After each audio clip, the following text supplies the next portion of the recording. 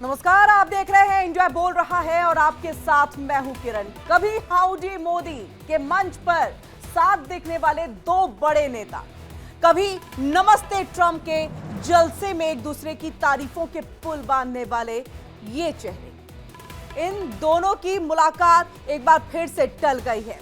और देखिए कि जी हां, ट्रंप की जो मजबूरी है और मोदी की ये दूरी है। अंतर्राष्ट्रीय कूटनीति में अब यही सबसे दिलचस्प सीन बन गया है। अब देखिए, जहां एक तरफ डोनाल्ड ट्रंप फिर से ग्लोबल मंचों पर अपनी एक कमबैक की डिप्लोमेसी को दिखाना चाहते हैं, तो वहीं देखिए कि भारत के प्रधानमंत्री नरेंद्र मोदी अपने एजेंडे और अपनी प्राथमिकताओं पर टिके हुए हैं। अब ऐसे में देखिए कि आसियान समिट में भी दोनों का आमना सामना नहीं होगा, क्योंकि मलेशिया की राजधानी कुआलालंपुर में होने वाली इस आसियान बैठक में पीएम मोदी शामिल नहीं होने वाले। भारतीय विदेश मंत्रालय ने यह साफ कर दिया है कि पीएम मोदी इस हफ्ते मलेशिया में होने वाले ये आसियान समिट में वर्चुअली शामिल होंगे, यानी फिजिकली वो वहां पर नहीं जाएंगे। इसका ऐलान कर दिया गया है। ये सब तस्वीर अब क्लियर है, जिसे देखिए कि ट्रंप से एक साइडलाइन जो मीटिंग होती है, जो हम द्विपक्षीय मीटिंग की बात करते हैं, बैठक की बात करते हैं, बातचीत का दौर चलाते हैं, उसकी अब संभावना बिल्कुल न के बराबर है, यानी कि खत्म हो गई है। अब ऐसे में देखिए कि आसियान समिट में जहां कई देशों के नेता दो तरफा द्विपक्षीय बातचीत करेंगे, तो वहीं भारत और अमेरिका कि ये बातचीत नहीं होगी। कोई औपचारिक बैठक तय नहीं है। नहीं इसलिए है क्योंकि जब प्रधानमंत्री ही नहीं जाएंगे तो बातचीत फिर होगी किससे? तो सीधे भारत के प्रधानमंत्री ने यह साफ कर दिया है कि ना मैं जाऊंगा ना मैं बातचीत करूंगा। अब देखना है कि डोनाल्ड ट्रंप की तरफ से क्या आता है, क्योंकि देखिए भारत इस बार अपने हितों के मुताबिक चल रहा है, किसी दबाव में नहीं, किसी मंच के इशारे पर नहीं। और चलिए आगे बढ़ते हुए, टैरिफ पर मचे तकरार के बाद देखिए किस तरह से अमेरिकी राष्ट्रपति डोनाल्ड ट्रंप और प्रधानमंत्री नरेंद्र मोदी की मुलाकात को लेकर के कई बार ऐसी खबरें आई, लेकिन हर बार वो अटकलें जो है सिर्फ अटकलें ही साबित हुई हैं। अब एक बार फिर देखें, दोनों नेताओं की मुलाकात नहीं हो पाएगी, क्योंकि मलेशिया की राजधानी कुआलालंपुर में होने वाली आसियान बैठक में पीएम मोदी शामिल नहीं होंगे। भारतीय विदेश मंत्रालय ने यह साफ कर दिया है कि पीएम मोदी इस हफ्ते मलेशिया में होने वाले आसियान समिट में वर्चुअली शामिल होंगे, फिजिकली बिल्कुल नहीं जाने वाले हैं। बिल्कुल किनारा कर रखा है हर मंच से जहां पर डोनाल्ड ट्रंप पहुंच रहे हैं। जिससे ट्रंप से देखिए साइडलाइन एक मीटिंग की संभावना थी, वो खत्म हो चुकी है। एक्सपर्ट्स ये मान रहे हैं कि ये फैसला जानबूझ करके ट्रंप से दूरी बनाने के लिए लिया गया है, क्योंकि देखिए ट्रंप जिस तरह की बातें कर रहे हैं वो भारत के लिए बिल्कुल ठीक नहीं है। भारत को नागवार है उनकी बातों से। अब ऐसे में देखिए कि ट्रंप की पीएम मोदी से ये मुलाकात की जो संभावनाएं हैं वो खत्म होती चली जा रही हैं। नाराज हैं प्रधानमंत्री, लेकिन ट्रंप इस बात को समझने को जो है वो तैयार नहीं दिख रहे हैं। उनकी एक जिद है कि मुलाकात होगी, और इसीलिए वो लगातार जियोपॉलिटिक्स के अंतर्गत देखें इस तरह के मंचों पर वो पहुंच रहे हैं। जबकि आसियान में बहुत ही कम अमेरिका के कोई भी प्रेसिडेंट जो है वो जाते हैं, और इसके पीछे सबसे बड़ी वजह है क्योंकि सदस्य नहीं है। और यही वजह है कि सबसे जब अपने पहले कार्यकाल में आए थे डोनाल्ड ट्रंप, उसके बाद जो बाइडेन आए थे, और एक बार फिर से देखिए डोनाल्ड ट्रंप है, लेकिन ये सिलसिला बहुत कम देखने को मिला है। अब ऐसे में देखिए पीएम मोदी डोनाल्ड ट्रंप से कब मिलना चाहेंगे, क्या होगी वो शर्त, यह बहुत सवाल है जो हर किसी के जहन में है। इस पर कूटनीतिक मामलों के जानकारों का यह कहना है कि पीएम मोदी ट्रंप से तभी मिलना चाहेंगे जब ट्रेड डील फाइनल हो जाए, उससे पहले बिल्कुल भी नहीं। अब देखिए कि आसियान समिट इसी हफ्ते कुआलालंपुर में होना है, जहां ट्रंप अपनी पहली एशियन टूर पर पहुंच रहे हैं। अब ऐसे में देखिए कि पीएम मोदी ने यह ऐलान कर दिया है कि वो वीडियो कॉन्फ्रेंसिंग से जुड़ेंगे। आधिकारिक वजह शेड्यूलिंग बताई जा रही है। क्या वाकई यही वजह है, ये भी हम अपने एक्सपर्ट से जानने की कोशिश करेंगे, जो हमारे मेहमान अभी हमसे कुछ देर के बाद जुड़ेंगे। जिसका कारण देखिए कि ट्रंप के दूसरे टर्म में भारत अमेरिका के रिश्तों में खटास ही नहीं, इसे तो खाई भी कहे तो कम होगा।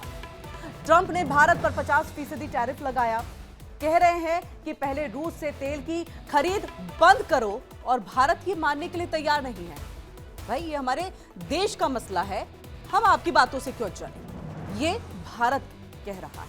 अब देखिए कि ट्रंप ने हाल ही में यह दावा किया है कि प्रधानमंत्री मोदी ने रूसी ऑयल कम करने का वादा किया, लेकिन दुनिया जानती है कि ट्रंप की ये सभी बातें हवा हवाई।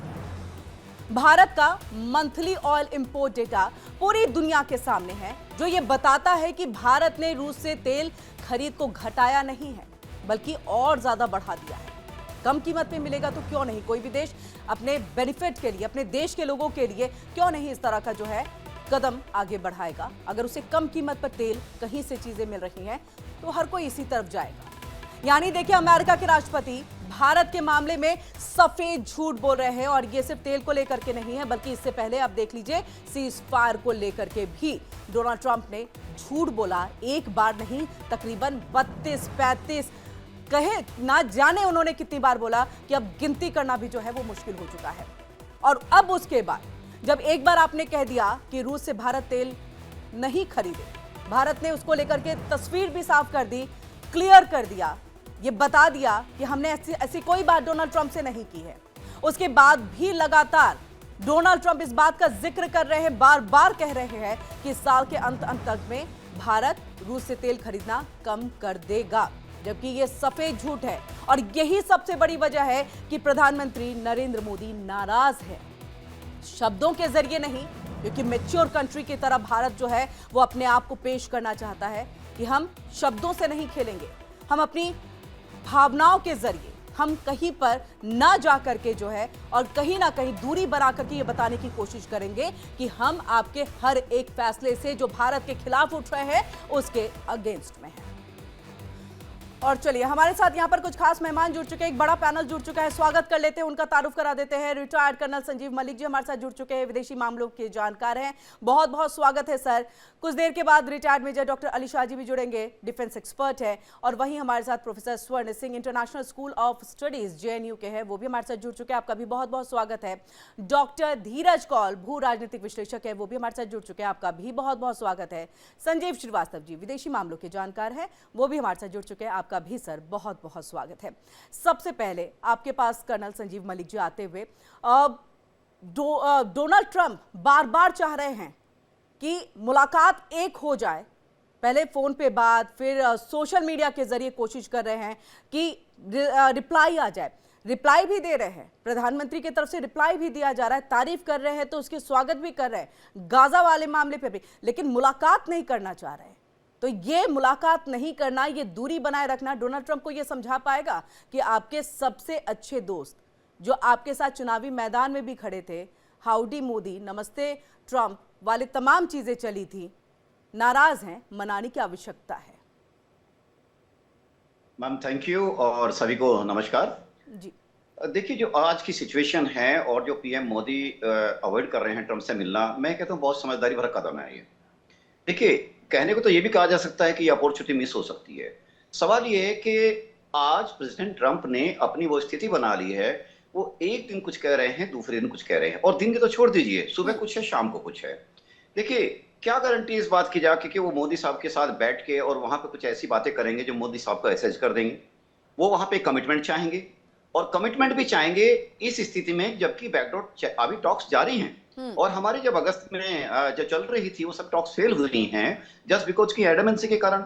जो प्रशासन है, अमेरिका का प्रशासन है, वो हमको चाहता है कि हमारे पूरे एग्रीकल्चर उसको खोला जाए, पूरा डेयरी प्रोडक्ट के लिए खोल दिया जाए, क्योंकि चाइना ने उनको डंप कर दिया है एग्रीकल्चर पॉइंट ऑफ व्यू से। अब वो चाहते हैं कि इंडिया के मार्केट को ऐसा डंप करके जाए कि यहाँ पे चाहे हम हमारे जो किसान हैं, देखिए हम जो हमारी एक अर्थव्यवस्था बहुत लार्जली बेस्ड ऑन कृषि है, और कृषि में अगर हम इस चीजों को अलाउ करेंगे तो मैम हमारे किसानों के लिए बहुत बड़ी प्रॉब्लम खड़ी हो जाएगी।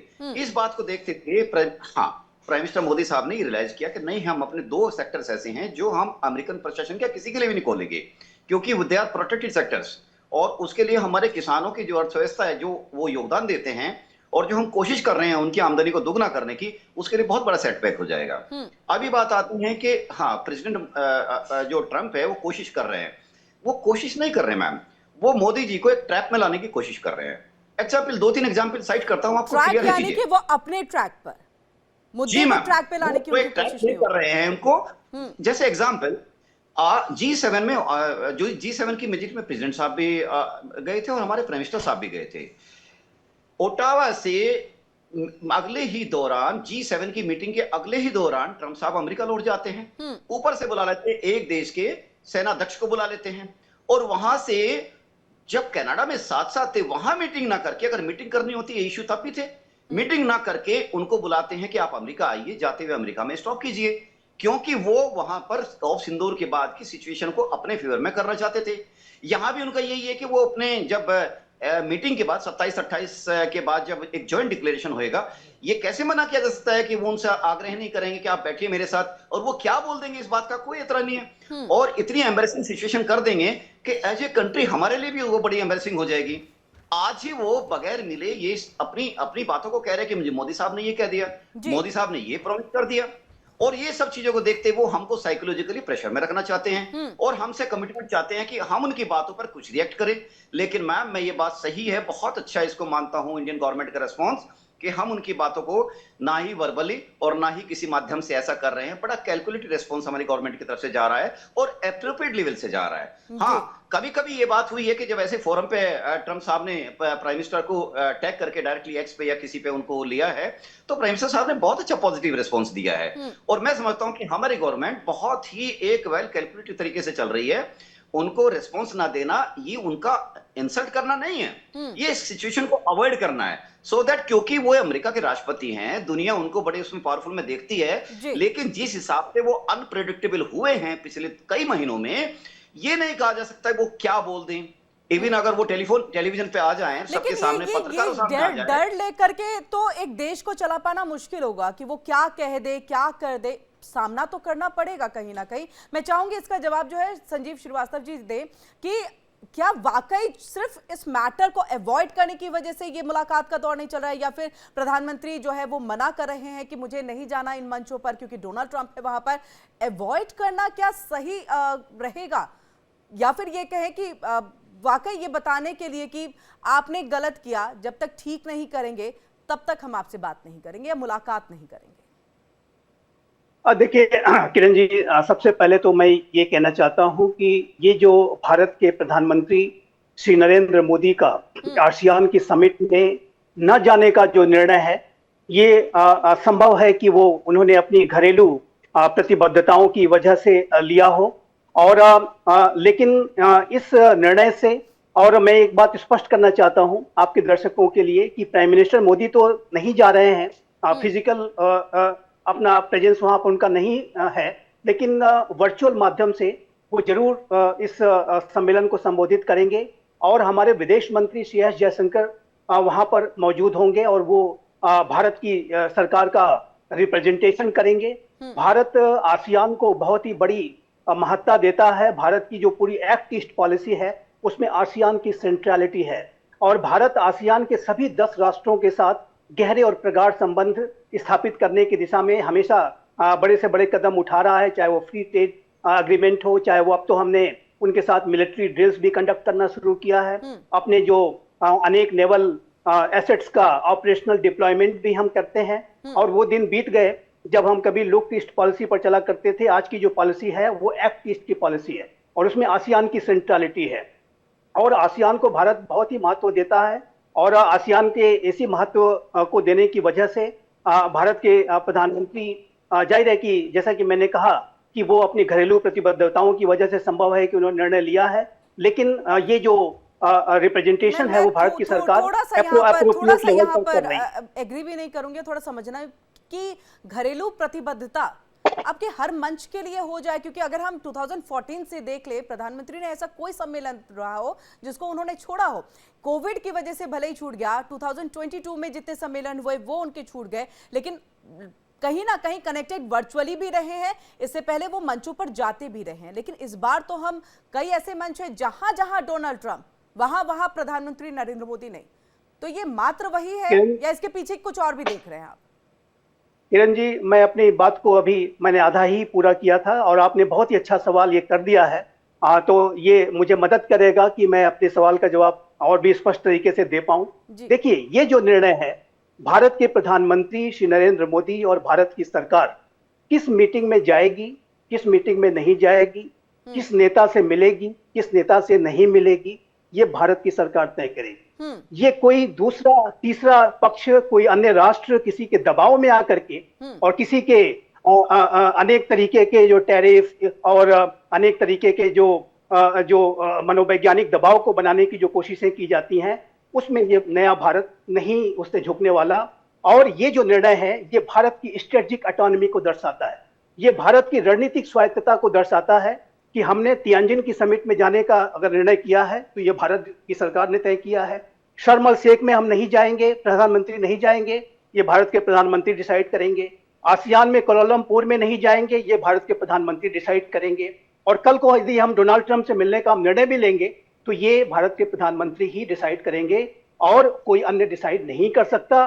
और जब मैं स्ट्रेटेजिक ऑटोनॉमी की बात करता हूं तो मैं आपके दर्शकों के लिए बहुत स्पष्ट रूप से कहना चाहता हूं कि जब भारत स्ट्रेटेजिक ऑटोनॉमी की बात करता है तो अपने राष्ट्र के हितों को सर्वोपरि रखने की बात करता है। हम वैश्विक हितों को भी ध्यान में रखते हैं। हम जो है वसुधैव कुटुंबकम की भावना पर चलने वाले राष्ट्र हैं। हम one family, one earth, one future के आधार पर हमारी आज का जो नया भारत है, आज की जो विदेश नीति हम कंडक्ट करते हैं। लेकिन स्ट्रेटेजिक ऑटोनॉमी की जो लेगेसी है, जो कि हमने हमेशा से एक्सरसाइज की है, डे वन से एक्सरसाइज की है, पूरे कोल्ड वॉर के समय में आप देख लीजिए तो भारत की स्ट्रेटेजिक ऑटोनॉमी इंटैक्ट रही है, आज भी है और भविष्य में भी रहेगी। इसके ऊपर यदि कोई चुनौती पैदा करने की कोशिश करेगा तो भारत उसका एप्रोप्रिएट रिस्पांस करेगा। और देखिए, मैं स्पष्ट रूप से कहना चाहता हूं, आपने सवाल बड़ा अच्छा किया था, उसका जवाब यह है कि भारत इस माध्यम से ये मैसेज भी देना चाहता है कि भारत की जो स्ट्रेटेजिक ऑटोनॉमी के ऊपर चैलेंज करने की अगर कोई कोशिश की जाएगी तो उसमें कोई भी सफल नहीं हो सकता। और भारत क्या निर्णय करेगा, क्या निर्णय नहीं करेगा, किससे हमें तेल खरीदना है, किससे तेल नहीं खरीदना है, किससे मिलना है, किससे नहीं मिलना है, ये भारत ही डिसाइड करेगा। और ये जो मैसेज देने के लिए भी मेरा ऐसा मानना है कि भारत की सरकार के द्वारा यह निर्णय लिया गया है और ये बहुत ही प्रूडेंट है, जिसको मैं कहूंगा प्रूडेंट है, विवेकपूर्ण है, बुद्धिमत्तापूर्ण है, जिम्मेदारी बड़ा है। और मैं गर्व के साथ कहना चाहता हूं कि हमारी सरकार के पास आज इतनी ताकत है और इतना संकल्प है और वो इस नए भारत में वो आत्मविश्वास है कि हम डिसाइड करते हैं कि हमको किससे मिलना है और किससे नहीं मिलना है।